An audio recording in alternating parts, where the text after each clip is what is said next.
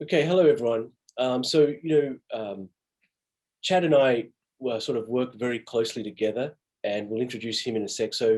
I think we're probably both going to present, and then we'll give you a chance, for all of us to discuss at the end.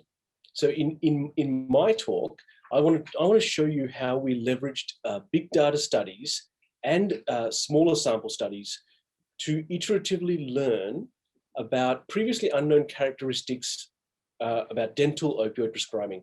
If you go back 3 years, 3 or 4 years, our profession was still in denial about our impact on the opioid crisis. So hopefully we are all now well aware of our contribution and how we can correct that. But I too have been an overprescriber of opioids, and I contributed to the opioid crisis,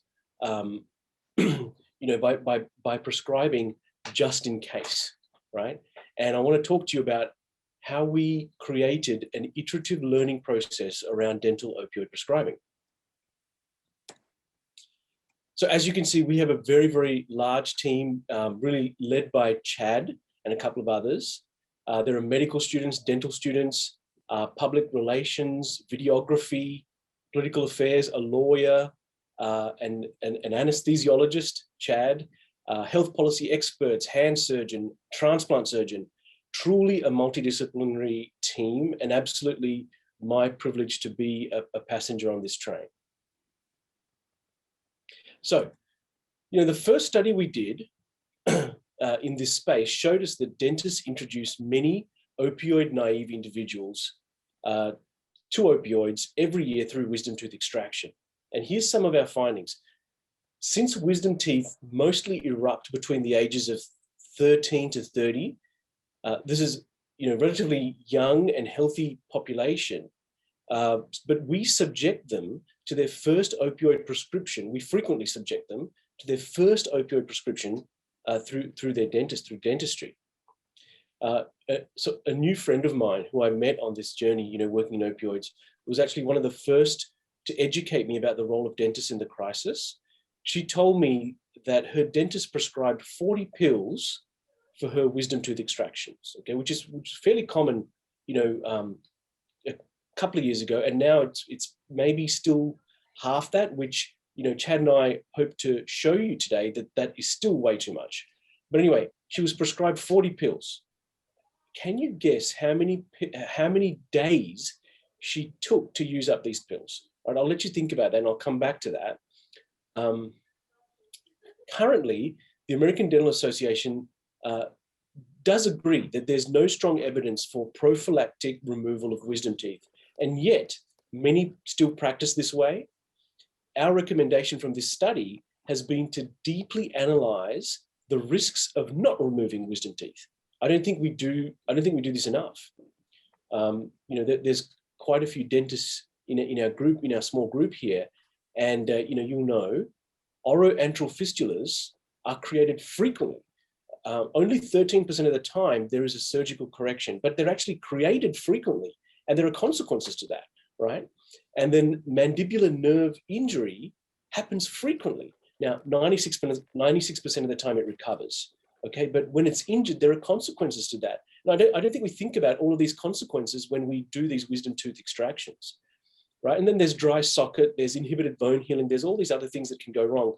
And now we can add the risk of new persistent use of opioids, which we found to happen in 1.3% of cases. Now, you might say, Ramesh, 1.3% is not that much nationwide. But the thing is, every year, dentists take out about 4.5 to 5 million wisdom teeth in about 2.5 million unique individuals every year.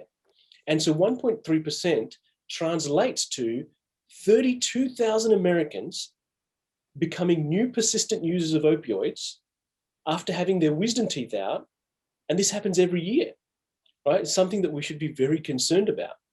There are numerous studies now published in the last decade that attest to the fact that non-opioid combinations are actually more effective for acute pain relief than after extractions, right? And more studies are being published about over-the-counter medications that have demonstrated better pain relief compared to opioids.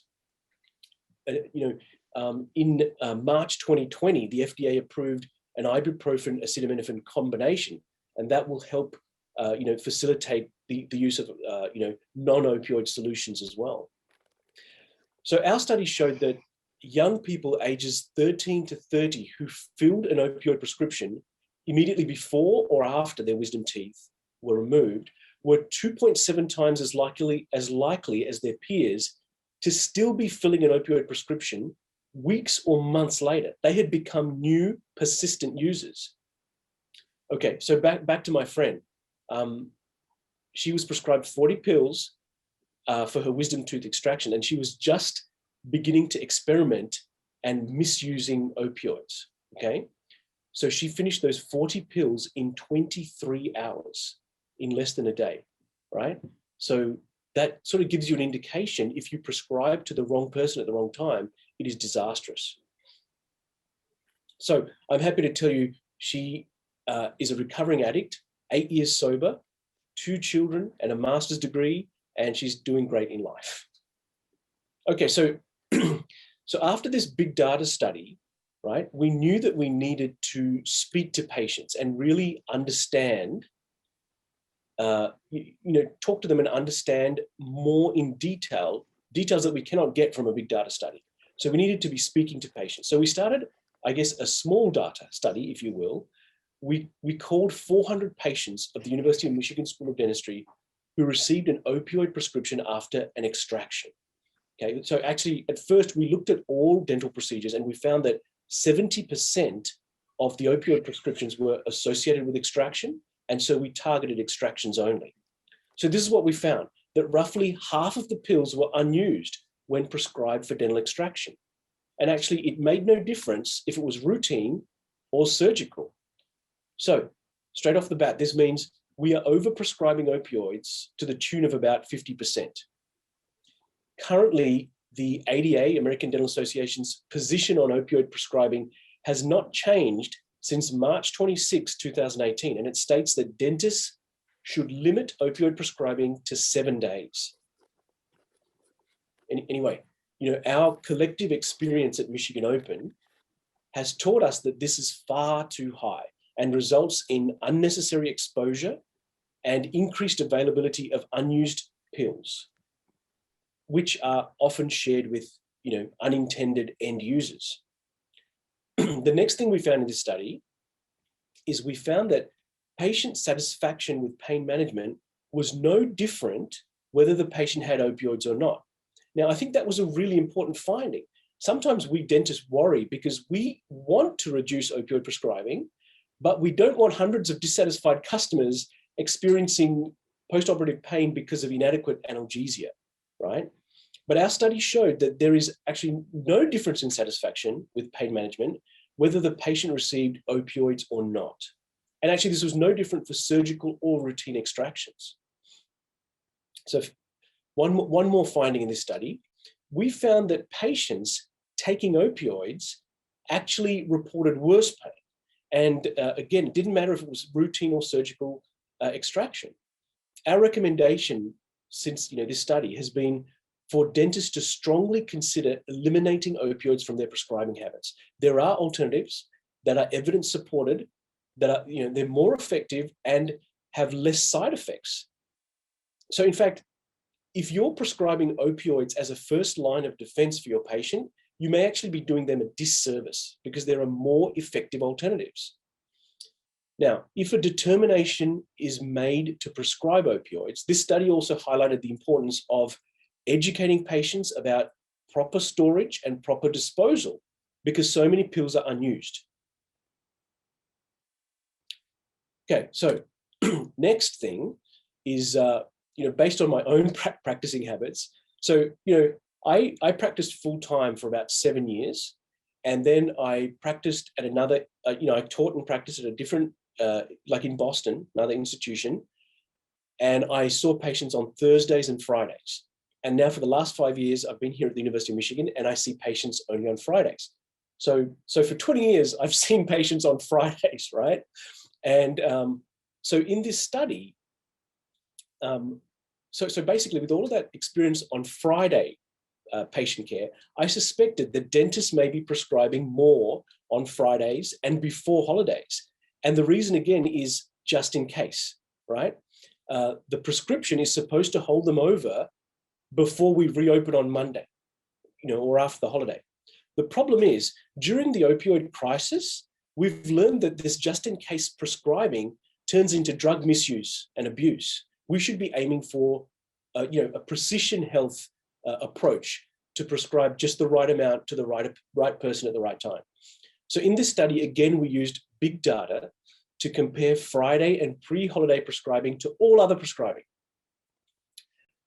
We found that the adjusted odds of filling an opioid script from dentist increased 27% prior to weekends and holidays.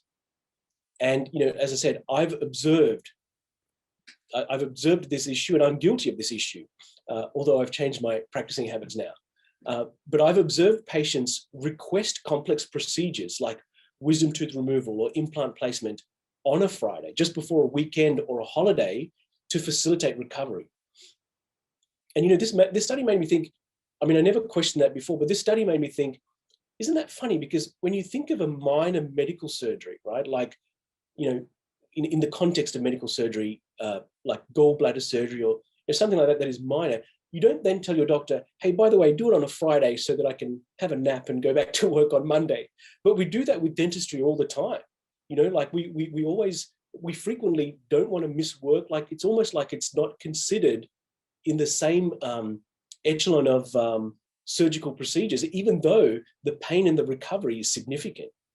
So in short, this study confirmed that my bad habit is a nationwide trend among dentists. And our recommendation now is that dentists should deliver complex treatments at the start of a working week so that they can limit opioid prescribing and monitor recovery more closely. Or alternatively, continue to deliver care on a Friday or before holiday, but have better support mechanisms in place to enable monitoring and to facilitate conservative prescribing. Okay, so we learned a lot about the magnitude of the problem of opioid prescribing in dentistry, and now we had to resolve it. And this is what I love about working with Chad and Michigan Open, is that the organization exists to obliterate this problem. Is not to publish about it. Because we are academics and scientists, yeah, we publish some articles, but the goal of Michigan Open is actually to get rid of this problem of the opioid crisis. So our approach here was to educate clinicians. So we started an interventional study. We studied the effectiveness of sending a health educator, not a dentist, a health educator, to rurally located community dental centers here in Michigan. Now, typically, these rural dental clinics are small. They lack the resources to implement a quality assurance program to identify and address opioid overprescribing in the manner in which I described at the University of Michigan when we call back all of our patients. These small offices don't have that layer of administrative support, right? So anyway, we provided a 1-hour training session to the office, to the officers, and a couple of 30-minute follow-up calls to teach them how to do this in a low-cost way. We also taught them how to use MAPS, Michigan's automated prescription system, which is our PDMP for this state. This was being rolled out just as we were rolling out this intervention, and we are funded by Michigan's Department of Public Health, and so we wanted to train how to use MAPS. Now, this is really important. We didn't tell them you have to reduce your opioid prescribing. We told them, call back your patients, see how they're doing, see how many pills did they actually take from what you prescribed. We believed that dentists would come to their own conclusions that they could dramatically reduce their own opioid prescribing. And we were right. Following the educational intervention, opioid prescribing decreased, knowledge and use of MAPS increased, more patients received pain management counseling and post-operative follow-up calls. Additionally, patient satisfaction and pain scores were not associated with the number of opioid pills prescribed. This study powerfully demonstrated that increasing provider education reduces opioid prescribing and protects patients. So now, it was time for another big data study, okay? So this time, we kept working on this issue of prescribing amongst dentists. And, we've become more and more convinced that dentists prescribe a lot. So this is an issue worth our attention. And, I became more and more convinced that dentists could potentially reduce their opioid prescribing to zero in most cases, which may not sit comfortably with everyone listening to this message. So anyway, in an effort to identify areas that we could get, the biggest bang for our buck, so to speak, we decided to find out, what are the most common procedures associated with opioid prescribing. So we did this in a big way. We looked at data from 2013 to 2018. We looked at big data from commercially insured as well as Medicaid insurance. We considered close to 10 million procedures in the age group 13 to 64. We already suspected that dental opioid prescribing is highly concentrated among a few procedures, because remember, before, when we called back patients of the University of Michigan, we found that 70% of our prescriptions were associated with extraction, right? So anyway, we found that 95% of prescriptions nationwide were associated with just 5 procedures, right? Which is quite interesting when you think about the hundreds of ADA CDT codes, the hundreds of unique treatments that we deliver, and that in dental schools we train students to deliver. Amongst all of those procedures, 5 of them account for 95% of the opioid prescriptions nationwide. I found that a little astonishing. So anyway, the procedures are 65% tooth extraction, 18.5% problem-focused limited exam. Now that's interesting too, right? Because that's not a definitive treatment. That's essentially an effort to postpone care, right? You do an emergency limited exam and write a prescription, which is not ideal. We should be accommodating those patients for definitive care and therefore prevent the need of opioids and prevent the risks associated with opioids. Okay, so 18.5% were associated with limited oral exam, nothing else. Another 7.5% was associated with endo, root canal therapy, 3% with alveoloplasty, and 1.5% with implant placement. Okay, so one more fascinating study, and not able to share all the data because we're still working on this.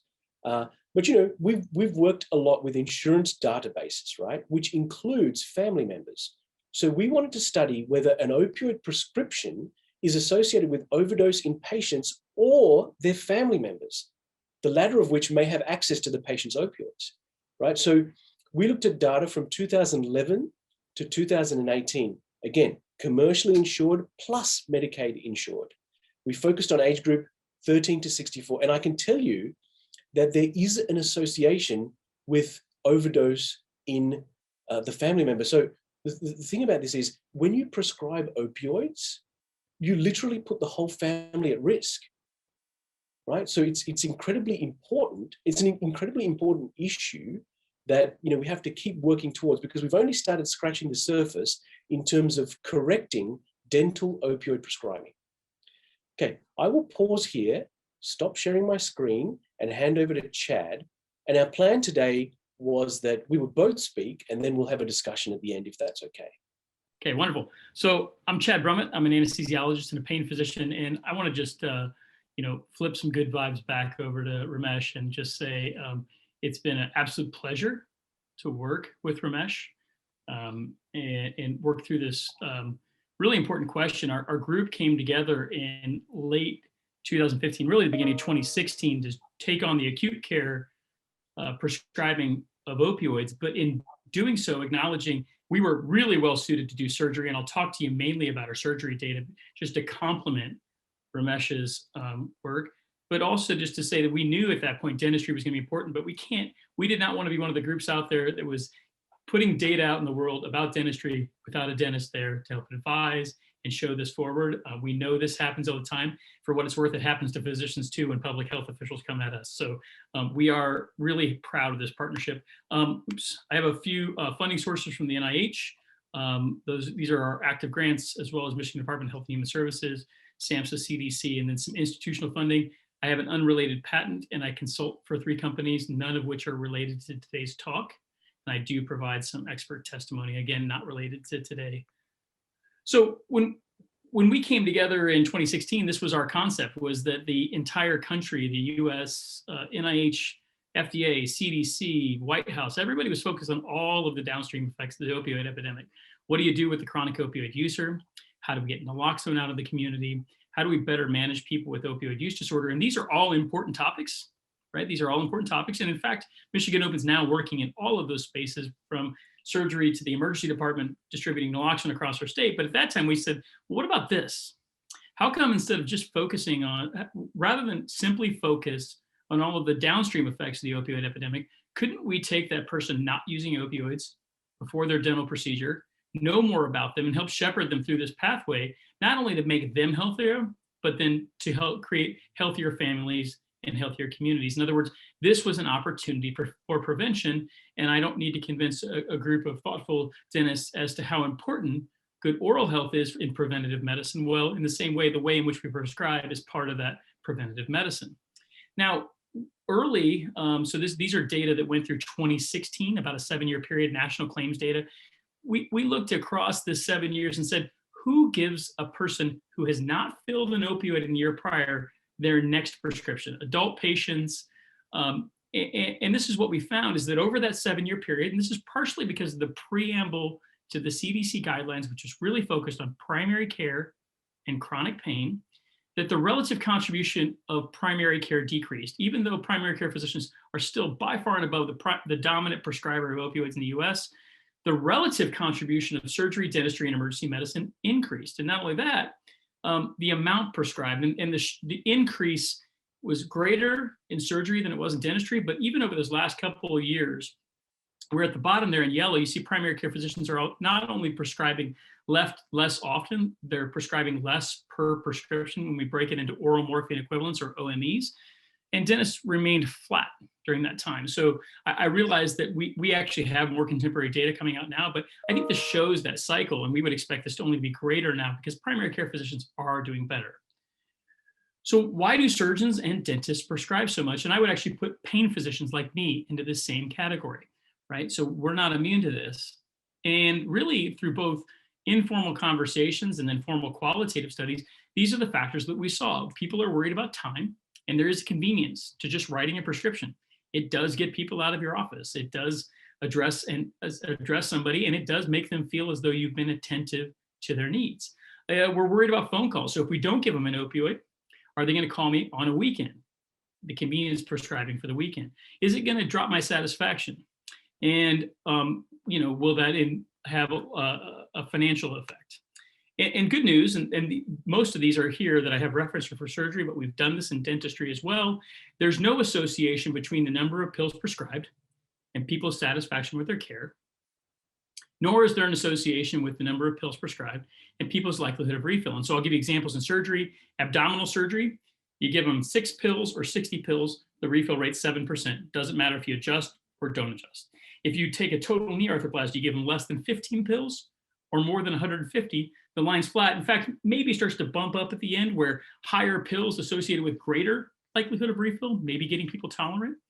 And the satisfaction thing, look, could you Google Brummett right now and find somebody on one of these websites that says, Brummett's a jerk, he didn't give me my opioids? I'm sure you could find it. But now what if I transform my whole practice and prescribing based on that one event?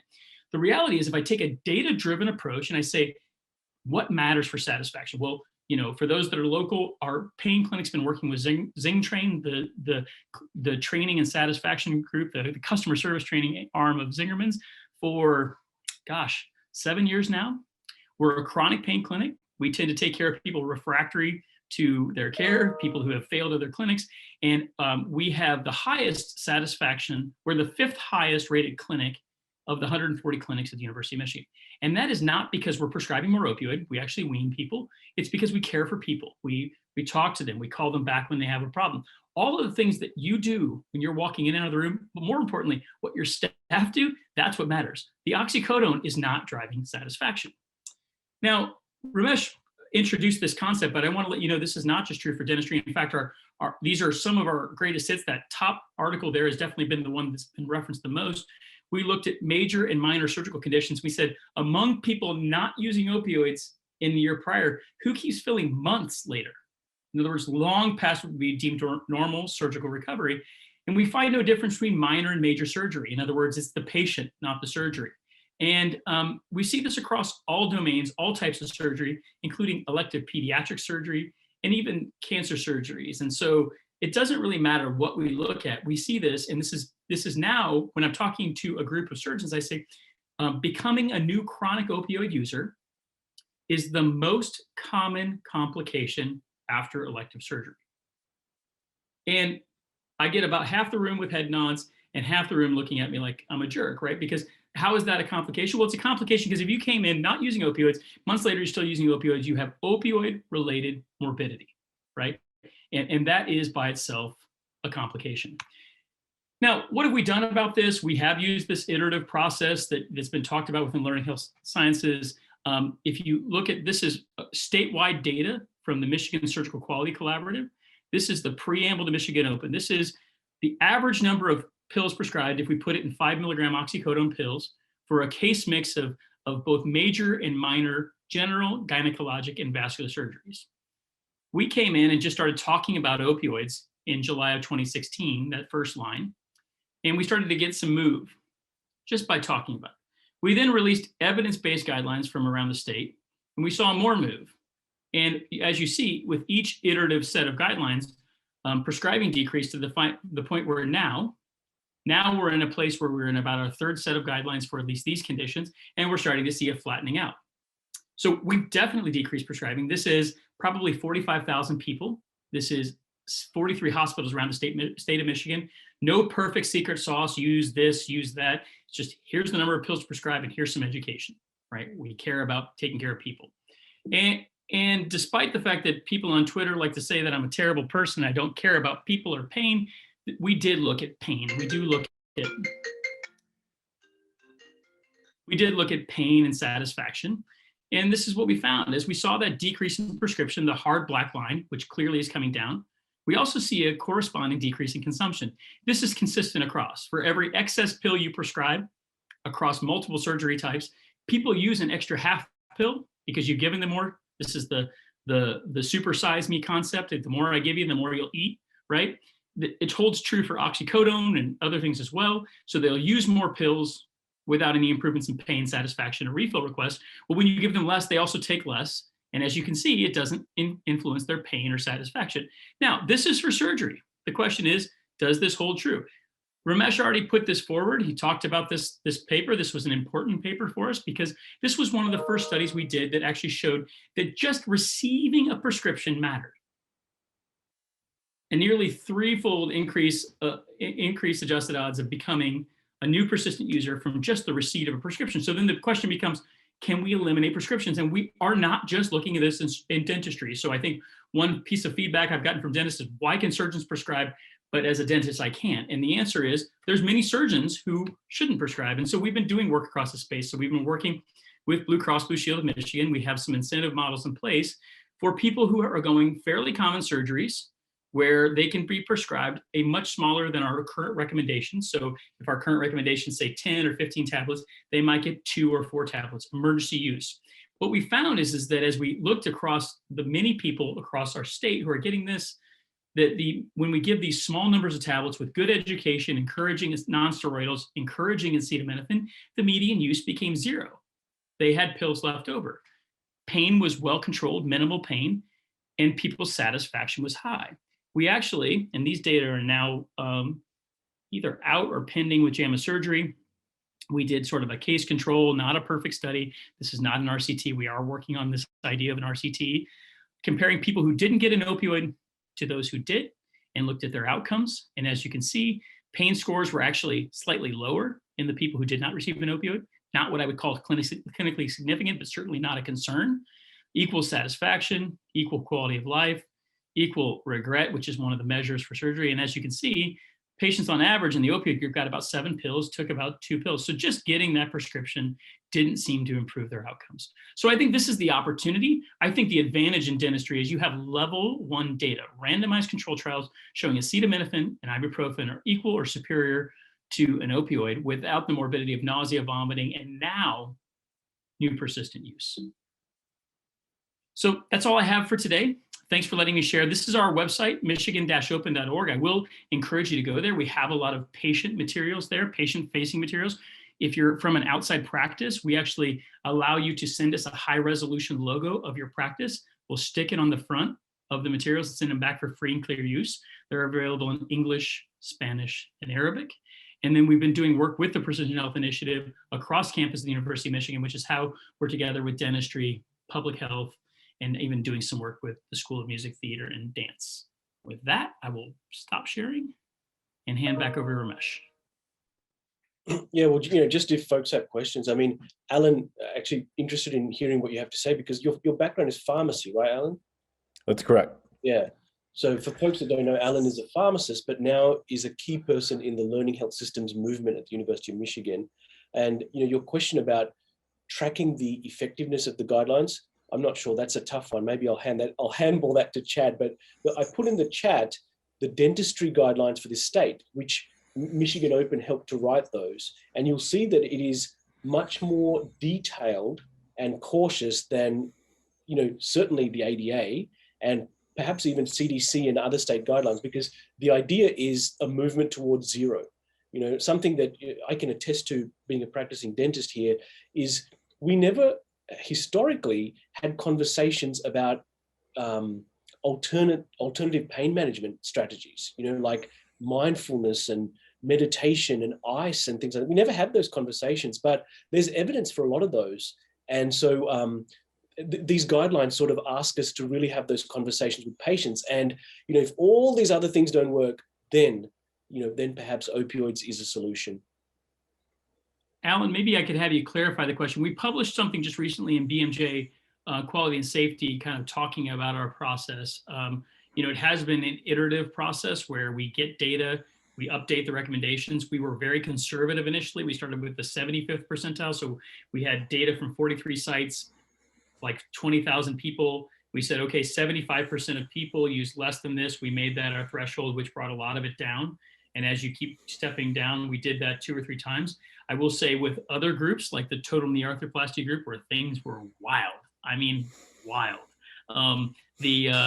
They actually went with the 50th percentile, and again, had no they've had no kickback. So how do we measure ill effect? Well, we measure ill effect through things like increases in refills, increases in pain, decreases in satisfaction, and then hospital admission or ER visits. And to date, we just see no ill effect. Now, what we are talking about currently and trying to find the right funding organization at NIH, because this would be a monster is we can bring it down, at least for surgery, without the level 1 data. Again, dentistry's ahead. Level 1 data in place. The evidence is there. People just aren't following it.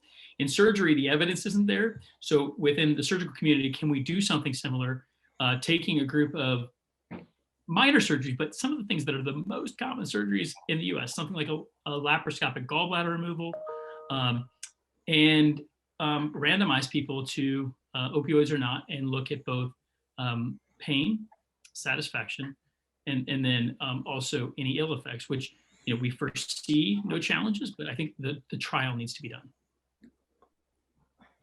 Yeah, thanks for that. I guess I have 2 thoughts in mind about the guidelines. I was thinking of your graph, actually, Dr. Brummett, when you showed, you had several stages of the work and you were showing the curve throughout those stages. And I think it mentioned various versions of the guideline. So I was thinking about what's driving the changes.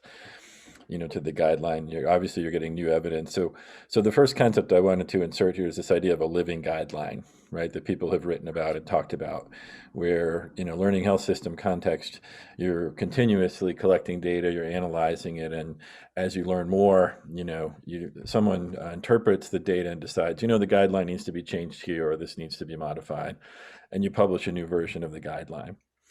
So I had that living guideline concept in mind, and how do we learn once we have a guideline what its effects are, so that we know, where it needs to be amended or changed.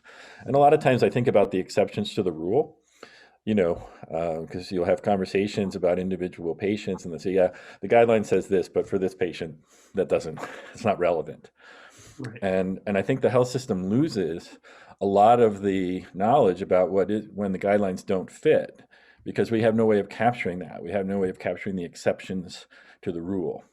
Right. And we could come up with better and richer guidelines if we came up with systematic ways to understand exceptions to the rule. So that was the second thought that I had.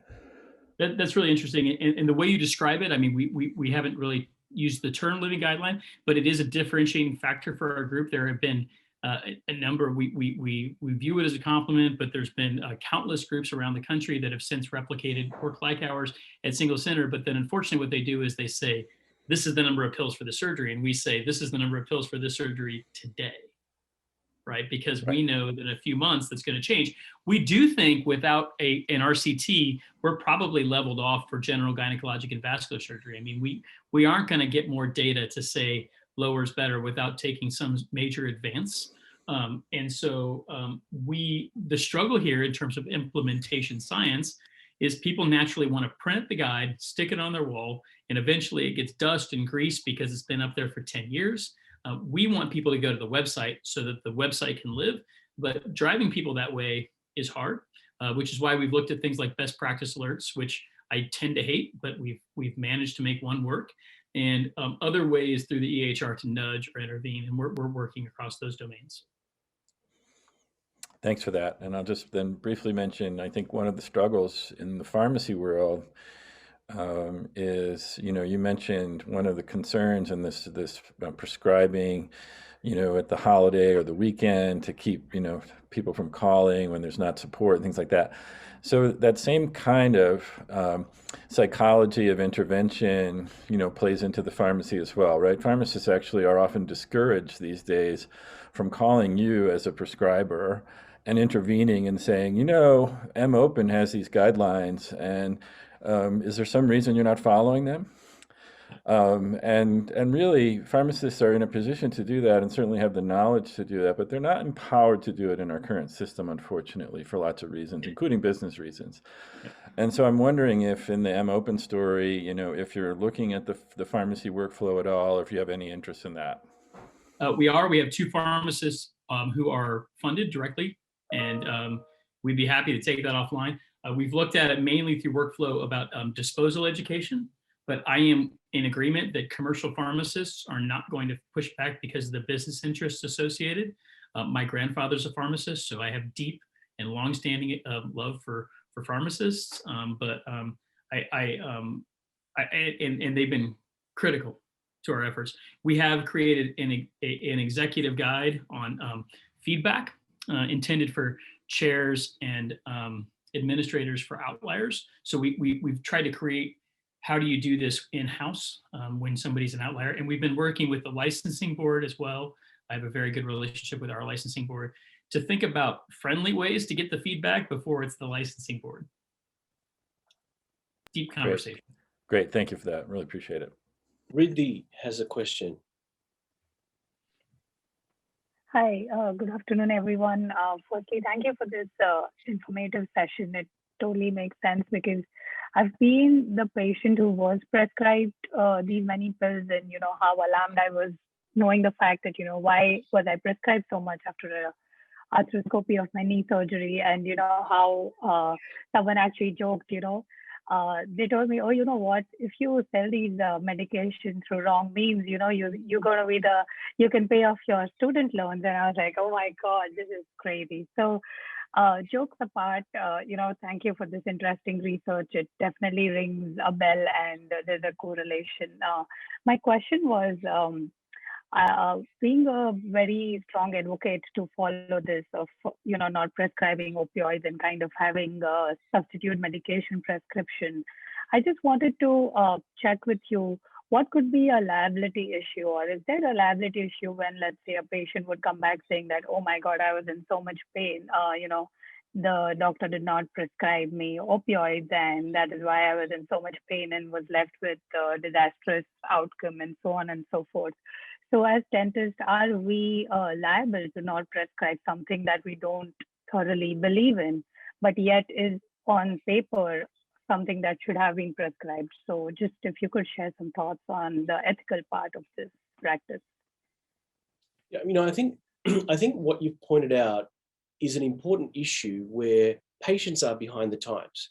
Because as Chad mentioned, we actually have studies, we have multiple studies in dentistry, and our studies confirm these findings that acetaminophen ibuprofen mix is actually more efficacious than any opioid mix, right? So opioids are not the best pain management for dental pain. Now, we can't say that for every procedure or whatever, but we have multiple studies for dental. Now, patients have not caught up with this, right? So then therein lies a real challenge. And then the other thing is, dentistry, unlike hospitals, every practice, has to be brought on board to understand this. And then the other thing is, every member of every practice. So if the front desk person, you guys know, if you are dentists here, you know that when a patient finishes with you, that's when they have their real conversations, right? With the hygienist, with the assistant, with the front desk. They're like, this guy never gave me opioids.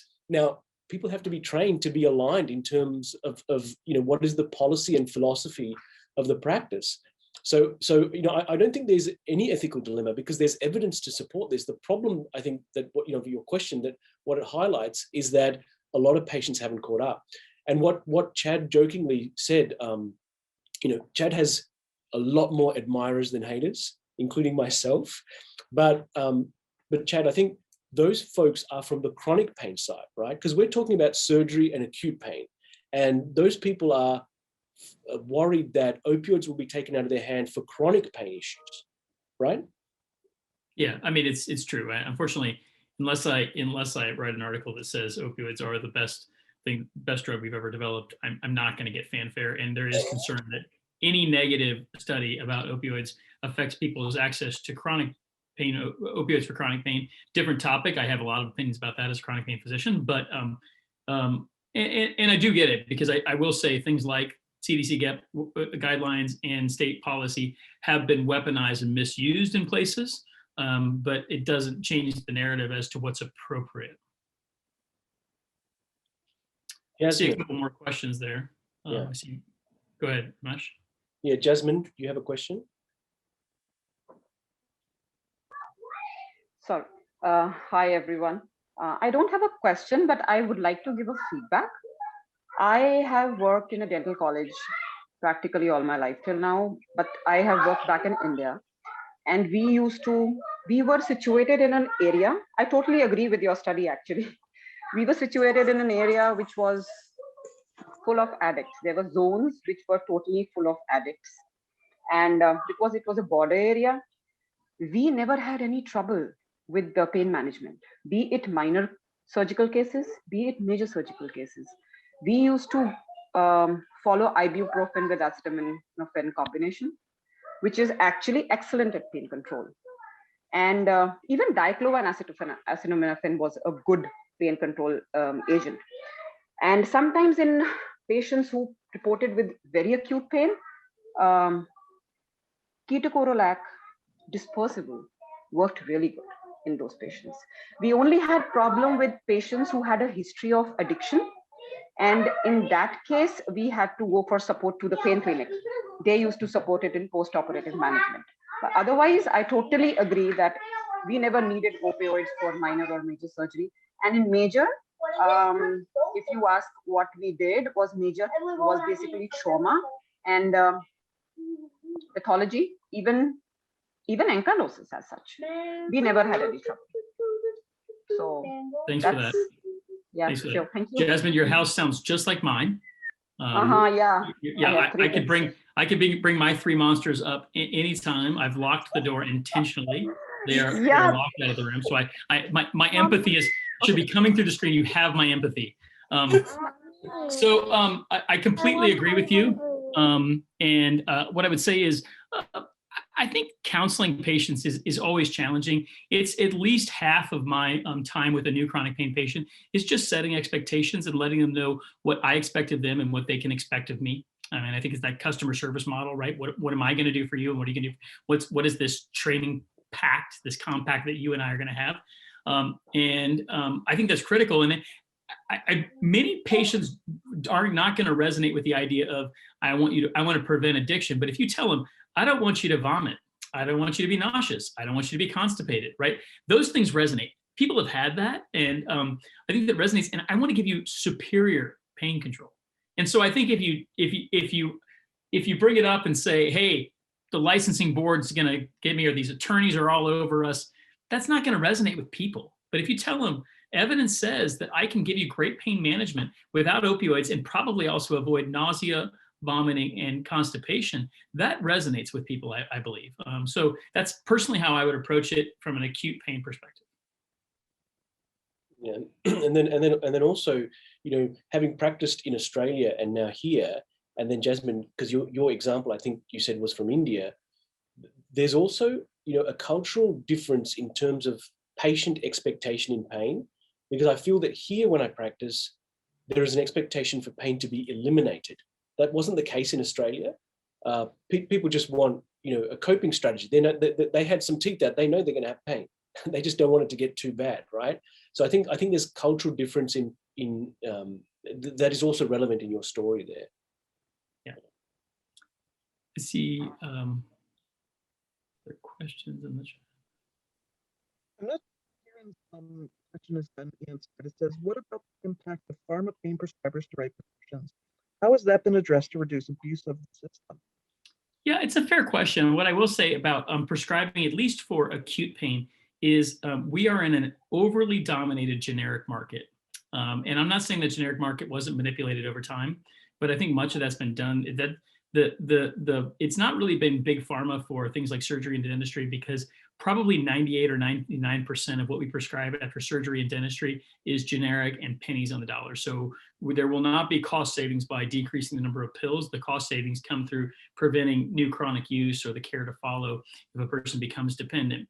I think the other things that can have cost savings associated with is if a person doesn't present to the hospital nauseous, vomiting, constipated.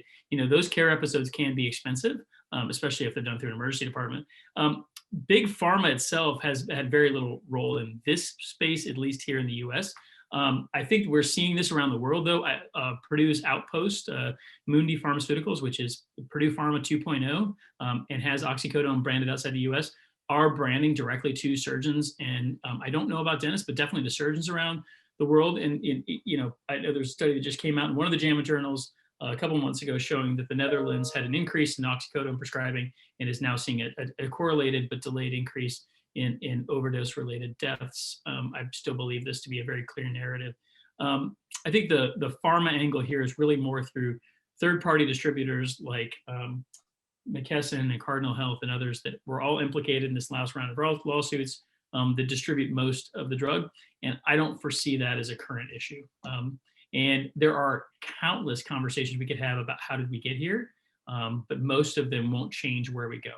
And they probably won't create productive conversation on how to do better, because ultimately, as Ramesh said in the end, and I would say in any conversation to any group of providers, we have to own personal responsibility for this situation. Whether you feel like it or not, unless you're just out of dental school, you've been part of this situation. And so own it and do better going forward. I am part of the problem. I have overprescribed my career. And so I have to own that and move on. But that's the whole concept of the learning health system, right? Because we were not prescribing to harm people. There was not enough known at that time. And so now as we learn, I think it's Maya Angelou who says, when you know better, you do better. And so now in this process, we have been able to find better information. And so now there's different ways that we can act based on that information. Any other questions?